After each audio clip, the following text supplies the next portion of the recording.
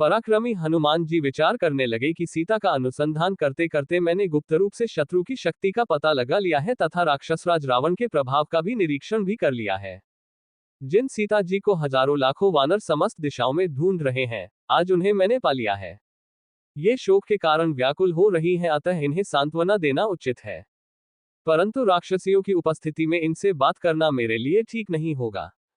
अब मेरे समक्ष समस्या यह है कि मैं अपने इस कार्य को कैसे संपन्न करूं। यदि रात्रि के व्यतीत होते होते मैंने सीता जी को सांत्वना नहीं दिया तो निस्संदेह ये सर्वथा अपने जीवन का परित्याग कर देंगी। यदि किसी कारणवश मैं सीता से न मिल सका तो मेरा सारा प्रयत्न निष्फल हो जाएगा। रामचंद्र और सुग्रीव को सीता के यहाँ उपस्थित होने का समाचार देने से भी कोई लाभ नहीं होगा, क्योंकि इनकी दुखद दशा को देखते हुए यह नहीं कहा जा सकता कि ये किस समय निराश होकर अपने प्राण त्याग दें। इसलिए उचित यही होगा कि मैं सीता जी, जिनका चित्त अपने स्वामी में ही लगा हुआ है, को श्रीराम के गुण गा गाकर सुनाऊं, जिससे उन्हें मुझ पर विश्वास हो जाए। इस प्रकार भली भांति विचार करके हनुमान मंद मंद मृदु स्वर में बोलने लगे। इक्ष्वाकुओं के कुल में परम प्रतापी, तेजस्वी, यशस्वी एवं धन धान्य समृद्ध विशाल पृथ्वी के स्वामी चक्रवर्ती महाराज दशरथ हुए हैं। उनके ज्येष्ठ पुत्र उनसे भी अधिक तेजस्वी, परम पराक्रमी, धर्मपरायण, सर्वगुण संपन्न, अतीव दयानिधि श्री रामचंद्र जी अपने पिता द्वारा की गई प्रतिज्ञा का पालन करने के लिए अपने छोटे भाई लक्ष्मण के साथ, जो उतने ही वीर, पराक्रमी और भ्रातृभक्त हैं, 14 वर्ष की वनवास की अवधि समाप्त करने के लिए अनेक वनों में भ्रमण करते हुए चित्रकूट में आकर निवास करने लगे।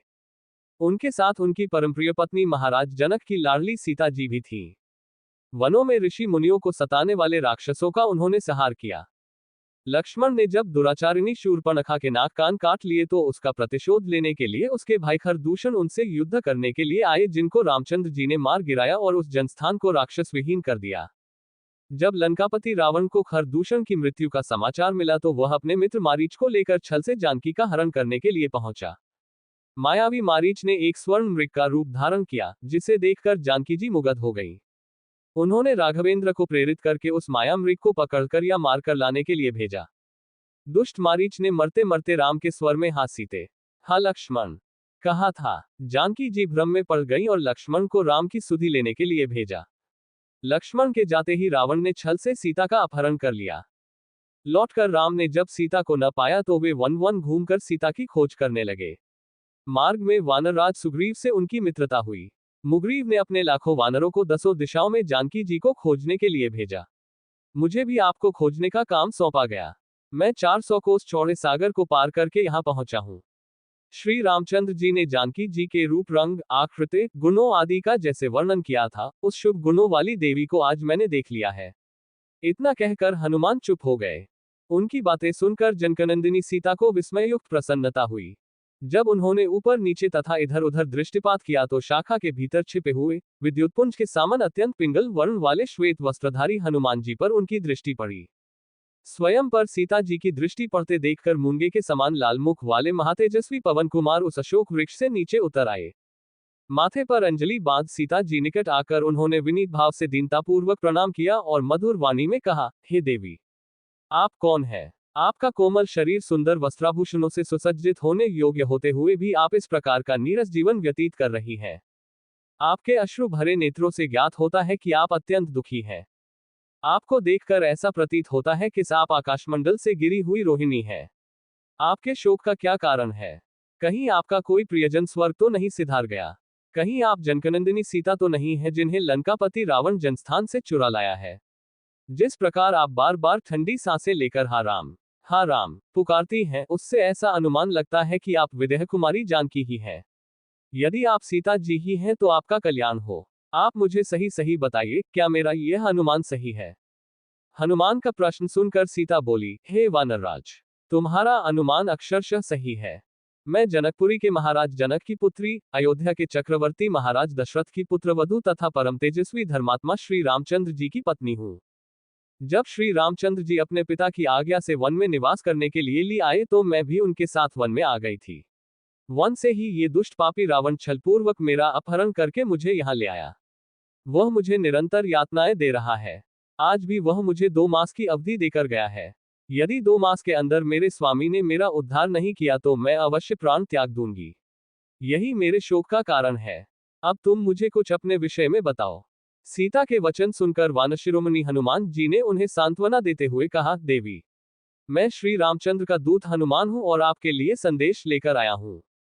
विदेह नंदिनी, श्री रामचंद्र और लक्ष्मण सकुशल हैं और उन्होंने आपका कुशल समाचार पूछा है। रामचंद्र जी केवल आपके वियोग में दुखी और शोकाकुल रहते हैं। उन्होंने मेरे द्वारा आपके पास अपना कुशल समाचार भेजा है और तेजस्वी लक्ष्मण जी ने आपके चरणों में अपना अभिवादन कहलाया है। पुरुष सिंह श्री राम और लक्ष्मण का समाचार सुनकर देवी सीता के संपूर्ण अंगों में हर्षजनित रोमांच हो आया और उनका मुरझाया हुआ हृदयकमल खिल उठा। विषादग्रस्त मुखमंडल पर आशा की किरणें प्रदीप्त होने लगी। इस अप्रत्याशित सुखद समाचार ने उनके मृतप्राय शरीर में नवजीवन का संचार किया।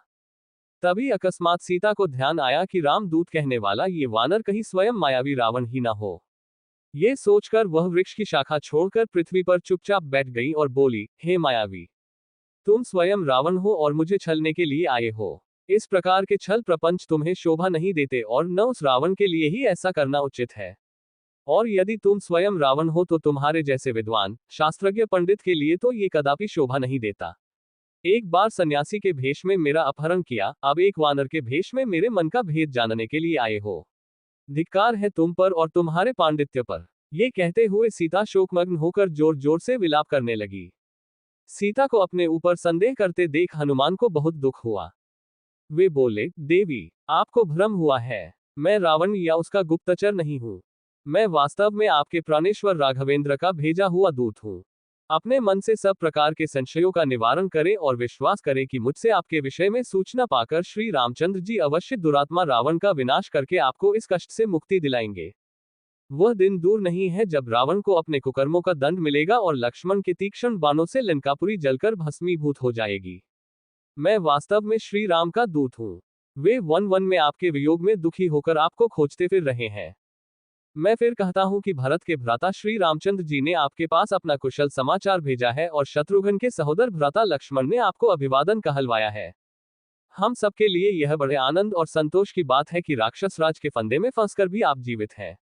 अब वह दिन दूर नहीं है जब आप पराक्रमी राम और लक्ष्मण को सुग्रीव की असंख्य वानर सेना के साथ लंकापुरी में देखेंगी। वानरों के स्वामी सुग्रीव रामचंद्र जी के परम मित्र हैं। मैं उन्हीं सुग्रीव का मंत्री हनुमान हूं, न कि रावण या उसका गुप्तचर, जैसा कि आप मुझे समझ रही हैं। जब रावण आपका हरण करके ला रहा था, उस समय जो वस्त्राभूषण आपने हमें देखकर फेंके थे, वे मैंने ही संभाल कर रखे थे और मैंने ही उन्हें राघव को दिए थे। उन्हें देखकर रामचंद्र जी वेदना से व्याकुल होकर विलाप करने लगे थे।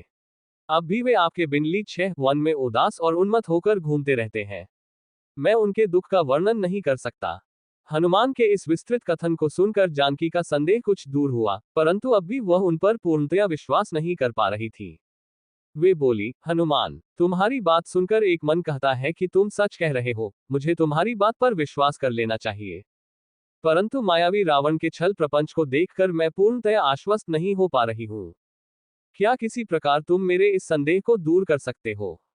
सीता जी के तर्कपूर्ण वचनों को सुनकर हनुमान ने कहा, हे महाभागे, इस मायावी कपटपूर्ण वातावरण में रहते हुए आपका हृदय शंकालु हो गया है। इसके लिए मैं आपको दोष नहीं दे सकता, परंतु आपको यह विश्वास दिलाने के लिए कि मैं वास्तव में श्री रामचंद्र जी का दूत हूं, आपको एक अकाट्य प्रमाण देता हूं। रघुनाथ जी भी यह समझते थे कि संभव है कि आप मुझ पर विश्वास न करें। उन्होंने अपनी यह मुद्रिका दी है, इसे आप अवश्य पहचान लेंगी। ये कहकर हनुमान ने रामचंद्र जी की वह मुद्रिका सीता को दे दी जिस पर राम का नाम अंकित था।